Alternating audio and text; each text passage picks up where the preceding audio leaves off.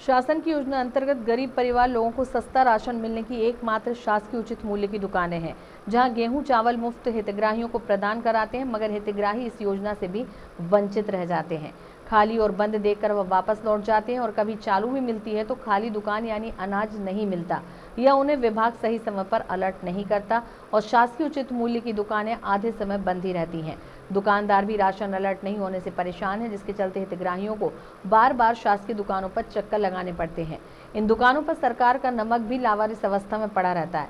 आवारा कुत्ते दिन रात इस नमक को गंदा करते रहते हैं और यही नमक हितग्राहियों को खरीदना भी पड़ता है। सबसे बड़ी चौंकाने वाली बात, हम जब कुछ दुकानों पर पहुंचे तो एक महिला पहले तो गाना गुनगुना रही थी और दुकानदार से 2 माह के अनाज के रुपए मांगने लगी। जब हमने सरोज लता चौहान से पूछा तो उन्होंने बताया कि अनाज नहीं लेती, उसके बदले रुपए ले लेती हूँ। अब भला यह महिला अपना राशन नहीं लेती तो यह राशन आखिर कहाँ जाता है?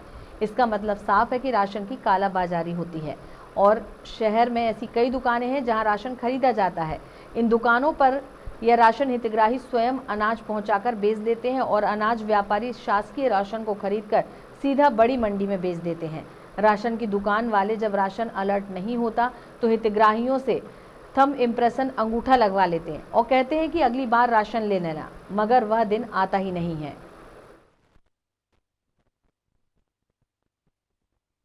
सुबह की हो गई, शाम को उसको अल्लाह रखे। 2 महीने का राशन का पेमेंट लेना है।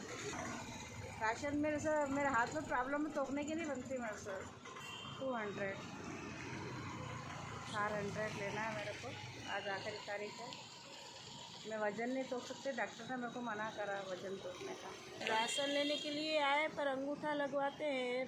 भले अभी राशन नहीं दे, अगले महीने दे, पर दिए तो सही। इसी महीने का बाकी है। वैसे तो पहले 3 महीने का बाकी था तो फिर कंप्लेन करी थी मैंने, तो दे दिया था।